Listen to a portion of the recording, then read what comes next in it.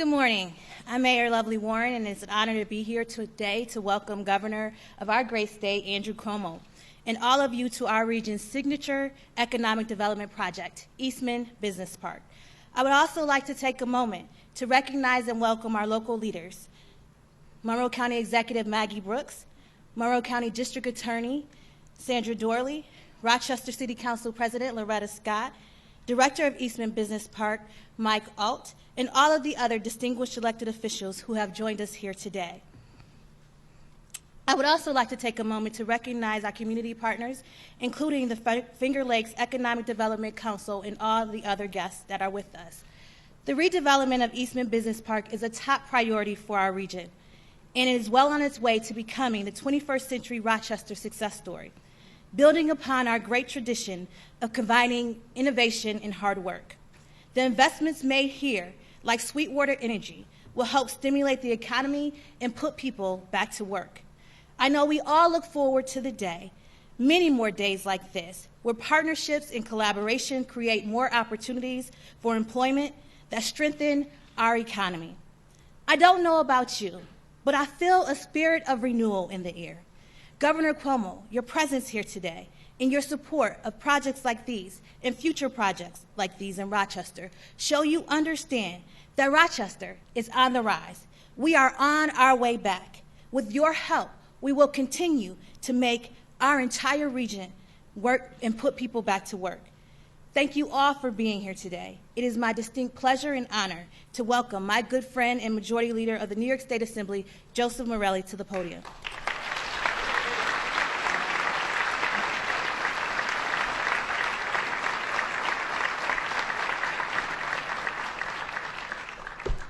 Good morning.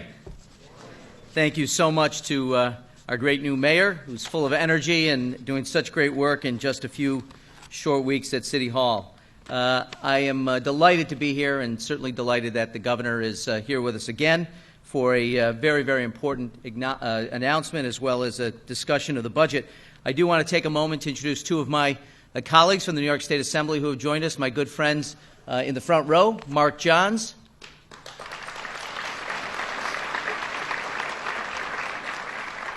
And I was going to say the late, although he arrived on time, and we're delighted to have him. Harry Bronson is here this morning as well. And I want to thank the governor for giving me an opportunity just to say a few words about what we have done together over the last several years. You know, when the governor was first elected, it's clear that New York had many, many problems. We had had dysfunction for many years, had failed to pass budgets on time, and when Governor Cuomo became governor, the state faced a $10 billion deficit in his first fiscal year. That's just 3 years ago, and today we look at a surplus of nearly $2 billion in the next couple of years. It is an extraordinary testament to the work that he has done and brought together partners in the state legislature to accomplish that. We are now looking at, hopefully, with the work together, a fourth budget done on time without having to resort to raising taxes or to fiscal gimmicks that have marked budget passages in the past. And the governor has been a great friend to Rochester as well. Because of Governor Cuomo's leadership, Midtown Tower is rising again. Whole of Center City is on the redevelopment with residential and mixed uses for the economic growth of our central city. I-390, which is incredibly important transportation corridor for the growth that we see both at University of Rochester and RIT and MCC.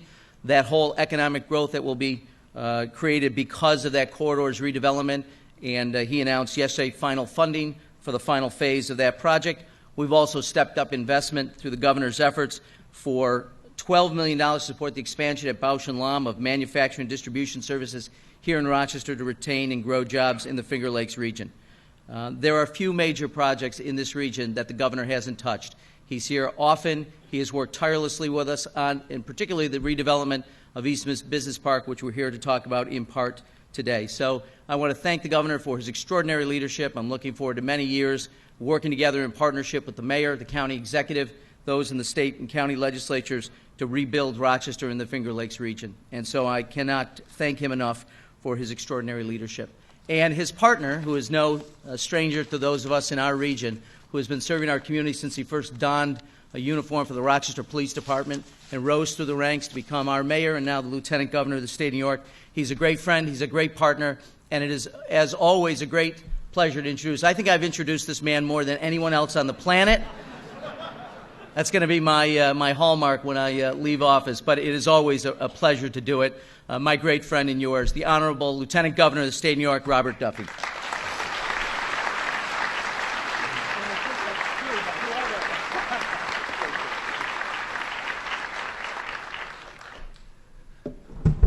I think the Majority Leader is right, and I want to thank Joe Morelli for his leadership, for his friendship over the years, and all the great work he has done. I want to also thank Mayor Warren for introduction today, and I don't need a note to introduce our next guest. Some things I would like just to say is, first of all, when Governor Cuomo came into office, he was dealt a hand like no other. He came in, as Joe Morelli just mentioned, $10 billion deficit, fiscal mess. And as a former mayor, and certainly understanding what Mayor Warren is going through right now, traveling back and forth to Albany, never, ever had the attention upstate I felt that we have today. And I would debate anybody to tell me to find a governor in our history who has spent more time upstate, more money upstate, more investment up here, and sometimes does not get credit for what he has done. Joe mentioned the 390 project just yesterday, $70 million. That project is huge for the economy. A number of other smaller projects we mentioned before. I'll say one that you don't hear very much about. Eastman Business Park is the #1 priority of our regional council. Our two leaders are here today, Danny Wegman and Joel Seligman. I want to thank them for their leadership. But this, where we are today, is beautiful park that really was the home of Eastman Kodak since its inception with George Eastman. That is a #1 priority for this region. And the governor has invested time and time again. I've been here for ribbon cuttings on his behalf, investments in companies. But one thing that's not put out there is that when Kodak was going through its transaction to sell the utilities of this park, there was an issue that they need to have a backup plan for the environmental challenges. Governor Cuomo, on a phone call, pledged an additional $50 million to back up what Kodak had. And that seems to go unnoticed. That's $50 million on a phone call to make sure the deal that Kodak was putting forth did go through. I think that just reinforces what I've seen time and time and time again. He cares about upstate. He cares about this community. He cares about Rochester. He puts money in, and this is one more example which he'll announce today, just one more time that he's coming up there, really renewing his confidence and his support for this region and this community. I've had a chance to watch this man work over the last 3+ years. The economic development councils, which I mentioned, have transformed the landscape across the state. We have 10 distinct regions with 10 distinct challenges. With all the enormous financial difficulties he has had, he's invested over $2 billion over the last 3+ years in economic development across the state. Projects going everywhere, from Long Island and New York City to Buffalo and everywhere in between. And $2 billion. Where he finds the money, I don't know, but he has done that time and time again. As for the next announcement, also, if I could add, when you look at some of the other investments that he's made this year, it's infrastructure, it's tax reduction. We are crushed with property taxes, especially in upstate New York. He is all about reducing the burdens on top of homeowners and people and businesses, at regulations that drive business out time and time again. Infrastructure, the 390 project we mentioned, huge for jobs, huge for the economy. He has spent great attention, and I think that sometimes people don't realize. They look at which region gets what. Believe me, Rochester and the Finger Lakes has done extraordinarily well, time and time again. Keeps going and still does well. And keep in mind, this is a 4-quarter game. We're in the 4th quarter, and it's not over till it's over. And here today, this man travels up here to address us and make a great announcement. I just will close by saying this. It has been and continues to be an honor and a privilege to work with this man, to see what he does. He has brought both sides together in Albany, and we drive down to our nation's capital. If they would work like this governor has the Assembly and the Senate working together in this state, it would be a far better country. And what he has done is brought people together, gets them to an agreement. The state is working. Is everything perfect? No one says it's perfect, but people are working together, both sides of the aisle working together, putting New Yorkers first. That's a beautiful thing to see, because I've had a chance to see that time and time again. He has extraordinary talent in bringing people together, extraordinarily masterful at getting people to come to an agreement and focus on what is best for New York. And he has done it time and time again. So it is a pleasure to introduce a man who is a friend and a colleague, and he is the great governor of the great state of New York. Please welcome Governor Andrew Cuomo.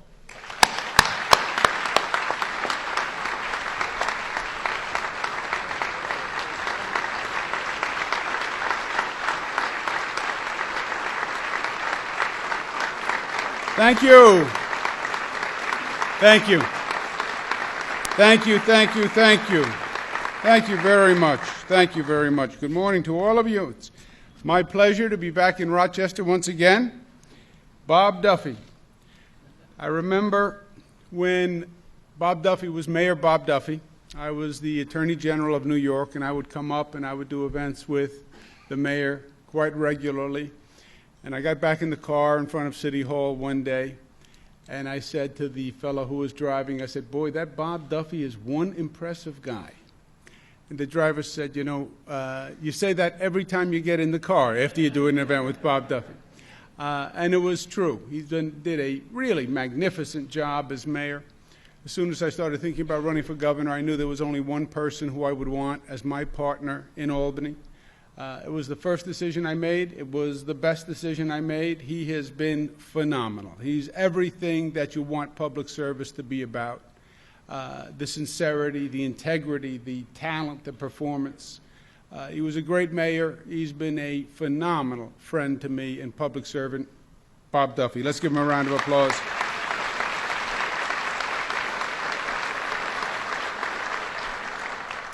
To your new mayor, lovely Warren, she has that spirit of renewal herself that she spoke of. Pleasure to be with you. Your predecessors have some big shoes. You have some big shoes to fill. Literally, Bob Duffy is a size 13 shoe.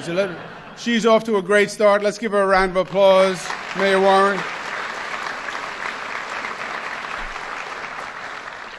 To your legislator, but the majority leader, you have to lower your voice when you say it, majority leader, to reflect the gravitas of the title, Majority Leader Joe Morelli. When he was first appointed Majority Leader, I called him up to congratulate him, and I said, you know, now we know each other a long time. You have this big title. What do I call you? And he said, well, you know me a long time. You can still call me by my first name. I said, Joe? He said, no, Majority. Majority Leader Joe Morelli. Give him a round of applause.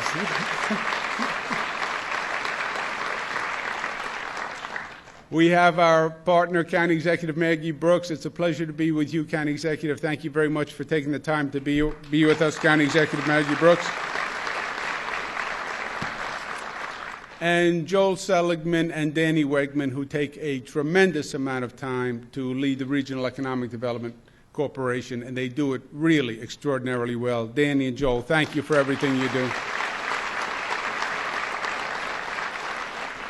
We're here to talk to you about the 2014-2015 executive budget, we call it. It's the budget for the state of New York. It's important because it lays out the facts on the direction that we want to take. We call this budget Building on Success because, as you heard from the LG, it's been a good 3 years. We've made a lot of progress in the state, and now the trick is to continue building on that success. Our priority for the year is the same thing our priority has been every year for the past 3 years. It's about jobs, jobs, jobs. If we're creating jobs, people have a reason to stay. People have a reason to invest. If we're creating jobs, there's a tax base for the city. There's a tax base for the county. So it's all about creating jobs. Famous quote, New York State has no future as the tax capital of the nation. You know who said that? Me. Sums it all up, and I'm standing by it. Why are the taxes so high in the state of New York? Because we spend too much money. Why am I putting on weight? Because I eat too much. The logic is simple. The implementation is difficult, but the cause and effect we understand. How do you cut taxes? Well, you're going to have to reduce spending.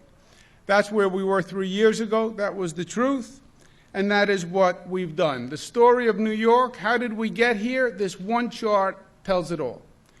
For the past 50 years, 50, we spent more money in the state of New York than we made. We spent more money than we made, which really defies the basic rule of economics. I'm working with my 3 teenage daughters now. You cannot spend more than you make. The outflow must equal the inflow. The system must balance. That is true, except if you're the state of New York. Then you can spend money you don't make. 6.2% was the growth in income. That's what New Yorkers were making. We were spending at the rate of 6.8%. And it went on for 50 years, which means it transcended politics. 50 years, you had Republican governors, Democratic governors, short governors, tall governors. You had a Republican Senate, a short Senate. It didn't matter. It was just that the state and the forces behind the state were spending more money than they were making. If the state over that period had just spent what they made, okay? You didn't save a penny. You spent every penny you made. But you didn't spend more than you made, the budget would be about $45 billion today instead of about $84 billion today. That's what that overspending actually did to the state.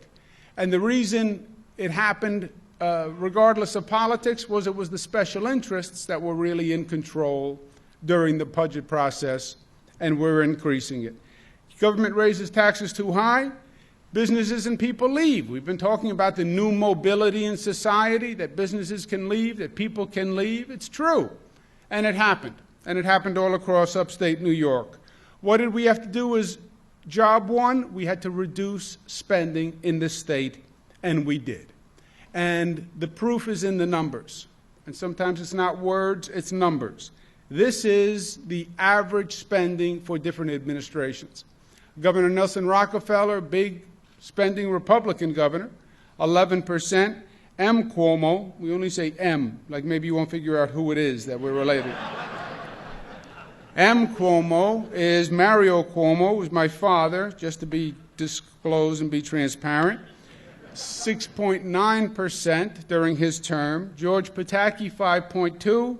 Our spending has been 0.9%. We really did hold the line on spending, and that made a tremendous difference, because when you spend less, you can actually be in a position to reduce taxes, and that's exactly what we did. We cut taxes for every New Yorker in the state of New York in every tax bracket. People who make a little bit of money got a tax cut. People who make a lot of money got a tax cut all across the board. We also restructured the tax code to make it a progressive tax code. We actually had a flat tax in New York. Nobody knew it. Nobody really focused on it. But we had one tax rate, 6.85%. So if you made $40,000, you paid 6.85%. If you made $40 million, you paid 6.85%. That's not the way it's supposed to be. It's supposed to be progressive. The more you make, the more you pay. And that's what we have now with our tax code. When you put the tax cuts together, the reduced savings, the businesses coming in 3 years, we went from a $10 billion deficit to a $2 billion surplus in 3 years. Our goal this year is to cut taxes again. Why? Because it's working for the state, and we want to keep it going. And that's been the first prong of our economic development strategy, is to reduce taxes. This budget reduces corporate income taxes from 7.1 to 6.5%. We have a 20% manufacturer's property tax credit, a renter's tax credit, a circuit breaker, and for upstate manufacturers, we would cut the corporate income tax rate to zero, literally zero. So all of upstate New York would be a tax-free zone for manufacturers. For homeowners, we want to freeze property taxes, because people don't all get this. But the really onerous tax in the state of New York is the property tax, not the income tax. I have people come up to me all day long complaining about taxes. When you probe a little deeper, it's not the income tax, it's the property tax that they're complaining about, and with good reason. No matter how you look at it, New Yorkers pay the highest property taxes in the United States of America. Literally, Westchester County, Nassau, in absolute dollars, the highest property taxes in the country. One of the reasons people leave is not just to find a job, et cetera, it's because they want to buy a house where they pay less in property taxes. By percentage of home value, 12 of the 15 highest taxed counties in the nation are in upstate New York. Think about that. The homes have lower values in upstate New York, but the taxes as a percentage of the value, the highest in the country. That's why we have to do something about property taxes. Why do we have so many property taxes? Why are they so high? Because we have so many local governments. We have over 10,500 local governments. Whatever you do to reduce the growth, there are so many of them that whatever the growth factor, the burden is overbearing. Hold the growth to 2%, but there's so many governments that are taxing on top of taxing. You look at your tax bill. There's not one jurisdiction. You can have 3, 4, 5, 10 jurisdictions on your tax bill. And that is, my friends, the structural challenge for the state of New York. When you're planning long-term and you're wondering what's the long-term economic trajectory for this state, you tell me if we tackle this problem, and I will tell you the long-term prognosis for this state. Because we did what we needed to do on the income tax. Income tax is down. We cut spending. The government is working, but we have to do something about the number of local governments, and that's what we want to do with this proposal. It's very simple. We will freeze property taxes for 2 years. The state will give homeowners directly a credit freezing their property tax for 2 years. If their local government is actually working to reduce costs. So we're saying we'll give a tax credit to homeowners if the local government, number one, lives within the property tax cap, which is 2%, and number two, works with the surrounding local governments to reduce the cost of government in their region, in their county. There are two ways that they can do it. They can either do it by consolidating, and if that's too radical, what we call shared services. You have a number of governments in an area, find ways to cooperate and collaborate and reduce costs. Not everyone has to do everything. Not every government has to do fleet management. Not every government has to do payroll. Not every government has to do purchasing. Find ways to share common services and reduce costs. Monroe County, for example, 624 local governments in one county. Tax levy, $1.6 billion. It costs every year just to keep the lights on in the local governments. And when you look at the number of local governments and what they are, cities, towns, villages, I understand people, the identity is important. School districts, fire districts, drainage districts. Do you really need 102 different drainage districts? Do you really care what drainage district you live in? Do you even know what drainage district you live in? Does anyone see the name on the pipes that are under the street? You know, there have to be ways, lighting districts. Do we really need 161 different lighting districts, garbage districts, sewer districts, water districts? There have to be economies that we can find among these local governments. And we've been talking about it for a long time. We've been trying to do it for a long time. And now we're going to use the pressure of democracy, frankly. Homeowners who live in districts that reduce costs will get a credit. And we want to give an incentive to the local governments to actually do it. Erie County, 1,000 governments in Erie County. And it's the same story. And by the way, you can go all across the state, and the numbers are truly, truly staggering. Second strategy for us is the regional strategies, which is a bottom-up strategy.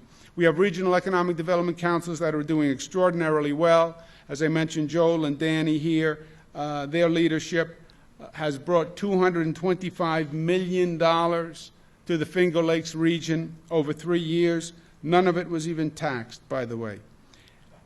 An idea of the number of projects that they've done, big ones, like majority mentioned, I-390, Bausch and Lomb is there. So a lot of a diversity of projects that the REDC has brought to fruition. We're going to keep the momentum going by another round of REDCs this year. Our focus has been on upstate New York. The mayor, former Mayor Duffy is exactly right. When he was mayor, Rochester did not get the attention it deserved from upstate New York, from Albany government. Why are we focusing on upstate? when you look at the numbers, Upstate has been lagging, and Upstate is the priority area in the state. And these numbers are frightening, frankly. Upstate New York, growth 5%, which is half what the state did, which is a third of what New York City did, and it's less than the country overall was doing. So it's not just that Upstate was lagging compared to Downstate, which is what we knew and what we like to think of. Upstate was lagging nationwide, and Upstate did not get the attention from Albany that it deserved.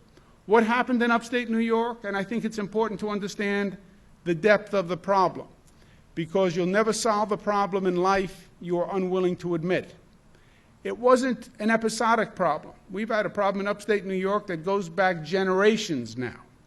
And we had that great growth period, and then Upstate New York went into the 60s and the 70s and the 80s, and we started to see, because of the national economy, the larger corporations downsizing, larger corporations moving overseas, and you started to have a loss of economic power in Upstate New York that started to lead to a reduction in population, because people follow jobs, and we started to lose people.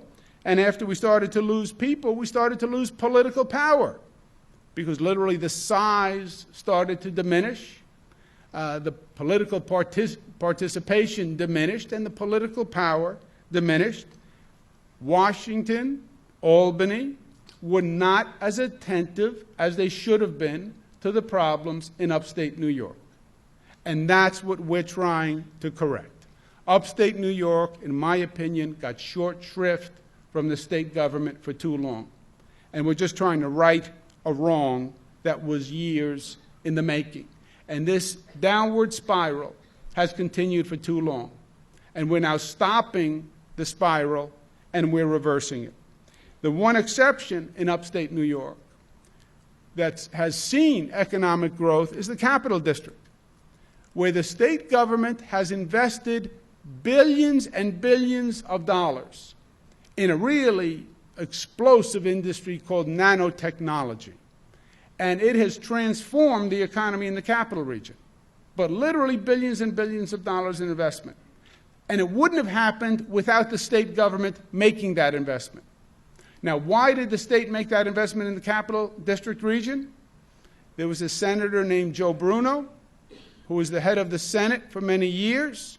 He represented the Capital District, and he was adamant that his district was going to get assistance. Well, God bless the Capital District. We should have been that adamant for Rochester and Syracuse and Buffalo and Utica and the North Country, and Upstate New York would not be in the condition that it's in today. But that's what we are dealing with. The single program that I'm most excited about for Upstate New York is the startup program. Startup program takes every problem we have in Upstate New York and reverses it. All the complaining about taxes, etc. A startup zone is a 100% tax-free zone for 10 years, period. It's a geographic zone that has 100% tax-free, no income tax, no property tax, no sales tax, not the owner of the company, not the employees for 10 years. 64 zones across the state, 59 of the 64 all upstate. Why 59 out of the 64 all upstate? Because Upstate needs the help. Because we're trying to reverse that cycle, and we're trying to give the attention to Upstate New York. But we're going to market this program now internationally, because I think it has potential to bring companies from across the globe. We also are very big on our regional, what we call jumpstart programs. Lieutenant Governor was talking about the Eastman Business Park, $40 million. We want to keep that going and that investment going. And today we're announcing $3 million in funding to support a $25 million bioscience manufacturing center, which will convert non-food plant materials into biofuels and biochemicals. Construction on a 60,000 square foot facility will begin this year. It was an REDC priority project. It's expected to create hundreds of new jobs and a new cluster industry and a new cluster economy right here at the Eastman Business Park. Let's give another round of applause to the REDC and everyone who put it together. This year, we'll continue the focus on Upstate. We're very aggressive on the Upstate Manufacturers Tax Credit, which again will be a fundamental change to the business climate in Upstate New York. We've invested heavily in tourism. It's working very well all across the state. Upstate New York just needs exposure from a tourism point of view. If they come and they see and they visit, they will come back. It just needs public relations and exposure. The Regional Economic Development Council will have another round, more targeted investments like we announced today, and expanding the startup program. Best long-term economic development is education. That's what will make us competitive on the long haul. There's a topical issue now in education on the Common Core curriculum is being implemented. Common Core, I believe, is the right direction to go. It's a national reform movement where every school in the country basically reforms its curriculum to this quote-unquote Common Core curriculum. But the way it has been implemented here in New York has created tremendous confusion and anxiety. It is very different and it is disruptive, and the transition to the Common Core has created a lot of confusion among students and among parents. We're going to deal with it this legislative session, but I think we have to slow down the implementation of Common Core because, yes, it's the right idea, but it's being implemented poorly. And my advice is that we slow it down. We have a panel of experts who will advise us on just how to do it. We also want to take a big new step into the area of pre-K. Every educational expert will tell you that you can do the most benefit when the minds are young and open and fertile. Pre-K is for 4-year-olds, and it will get our 4-year-olds into educational programs very early on. I think it's a major initiative for the state. I proposed it last year. We want to do it on a statewide basis. It also frees up the mother and the father so they can go to work. But it really gets the child off to a great start. There are only 4 states in the nation that now do it. We would fund it from the state for participating local jurisdictions. Some localities have suggested that they run their own program and they do their own taxation of the program. Some jurisdictions across the state have more wealth than others. I don't want any child to be left behind in this state on an initiative like this. Pre-K makes sense for every child, and I want it to happen.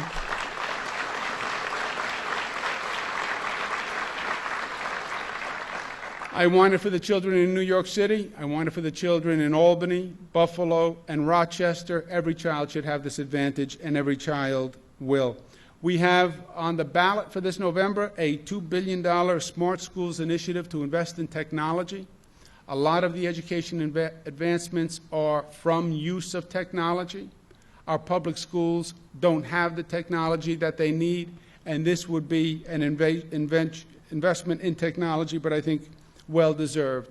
We have a teacher evaluation system now that tells us what teachers are high performers, middle performers, and what teachers need assistance.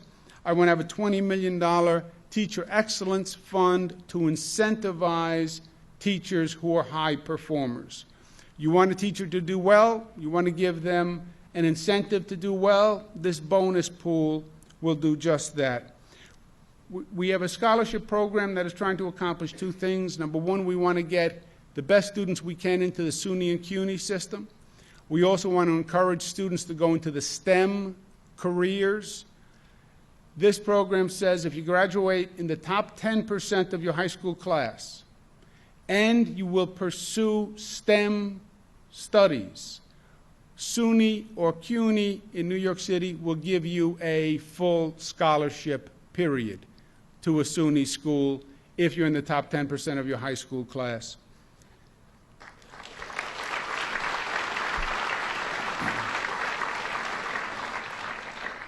The budget also invests heavily in emergency response. This is probably, for me, the greatest challenge that I've had over the past 3 years, are these new emergencies that we've had. They talk about climate change and the new normal. 3 years, we've had 9 federally declared disasters in 3 years. My father was governor for 12 years. He had a handful of federally declared disasters.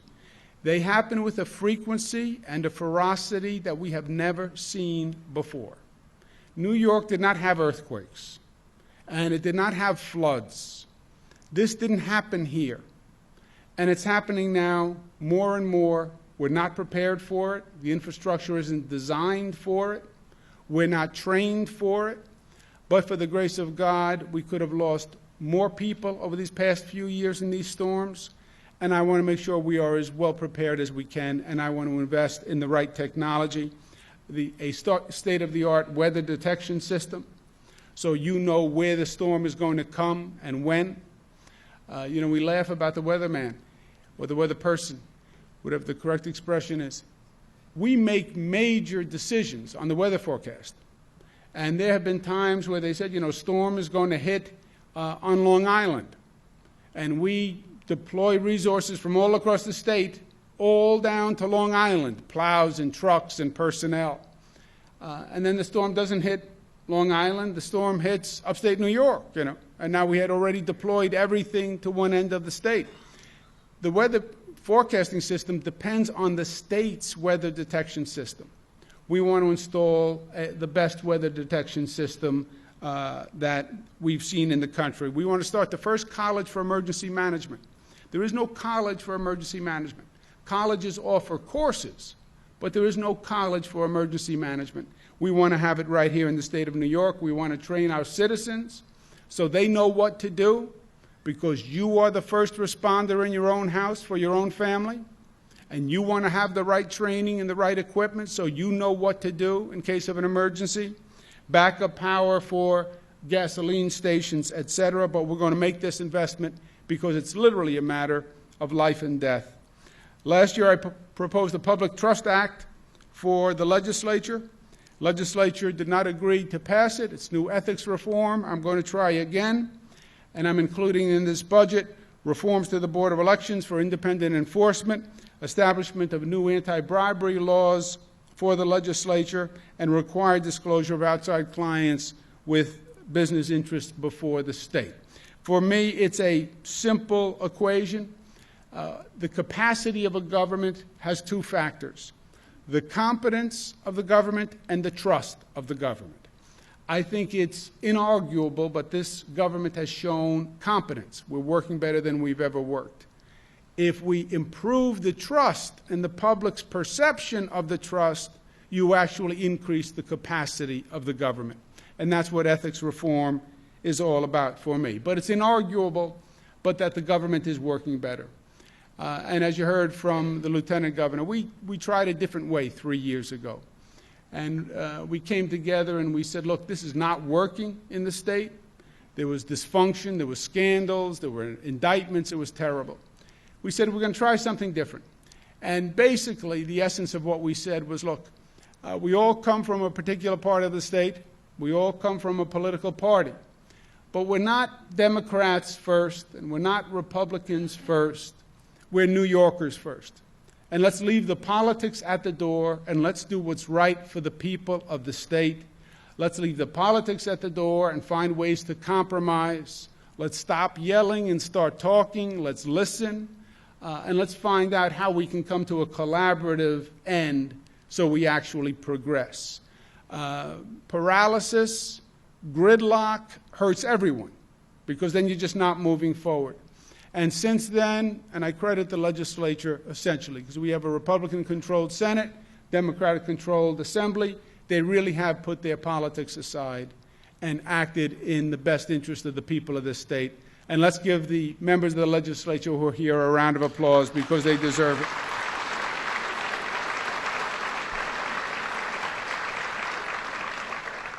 You see it around the budget process. Why? Because the budget is where the money is. Washington gridlocks at the budget. Why? Well, Willie Sutton. Why do you rob banks? That's where the money is. The budget is where the money is.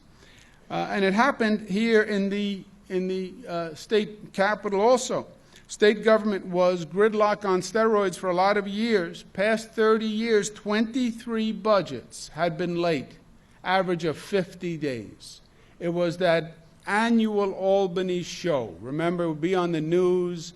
They're supposed to get a budget done by April 1 to be on time. It would be this great lead-up. Maybe they're going to get it done. Maybe they're going to get it done. Then they wouldn't get it done. Then they would point fingers. And it just looked like it was really a disgraceful act of government incompetence. We turned that around. Past 3 years, we have had 3 on-time balanced budgets. I don't want to jinx us this year, but if we get it done this year, the 4th on-time balanced budget by April 1, last time that happened was 40 years ago. The governor was Nelson Rockefeller. The speaker was Perry Duryea. The majority leader, was Earl Bridges. I don't even know who Earl Bridges was, to tell you the truth. That's how long ago it was. But it is a window into the functionality that this legislature has now brought to the government. And it's not just about the budget. It's about a government that's working. And when the government works better, the state works better. And the state is working better. 380,000 new jobs over the past 3 years. We're the number 2 state in the nation for job creation since the recession. Number 2 state in the nation.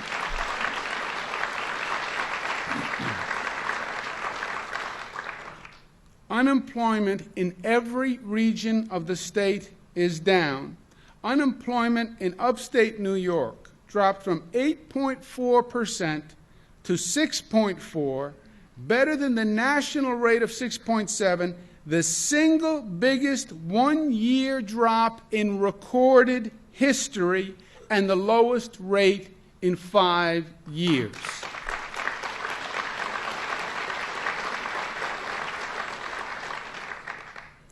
Ratings on the state finances are up from all 3 agencies at a time when governments are normally going down. Our exports are up 15%, and every main indicator we have reversed course. Spending was going up, spending is now going down. Taxes were going up, taxes are going down. Unemployment was up, it's now jobs, and jobs is up.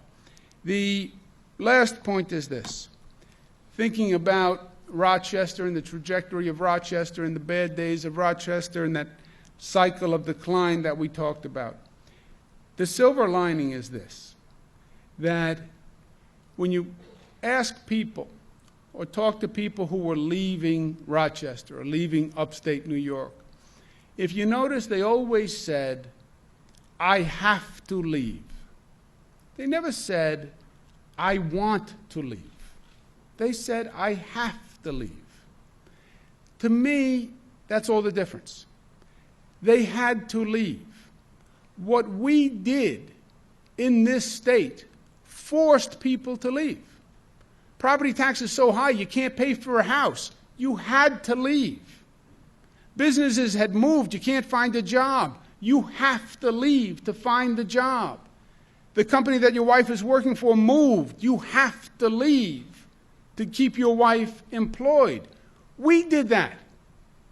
Income tax is high, business regulations stifling. We did that.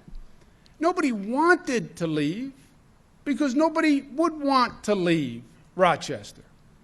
I spent 8 years in the Clinton administration. I worked in every state in the country multiple times. No state has what we have here. We have it all in New York. You name it, we have it. You take any asset of any state, we have that here, plus all in one concentrated form. We have the best history, the best geography, the most beautiful lands, the best healthcare system, the best education system, family-friendly environments. We have everything. And we have seasons. These people go to states with no season. How do you do that? One set of clothes. It is all here in one beautiful state. We just had problems that we brought on ourselves. We then didn't confront them, and we didn't solve them. but that was yesterday. And we are on a fundamentally different track today. And when the mayor says there is a spirit of renewal, there is a spirit of renewal. Because people believe in this state. This state is their home. They weren't going to give up. They were going to confront the reality. They were going to fix it. And they were going to reset this state on a different trajectory, and they have. And the motto of this state is Excelsior, ever upwards. And that is exactly where we are going, ever upwards. And you think this was the Empire State in the past? You ain't seen nothing yet. The best is yet to be. Thank you, and God bless you.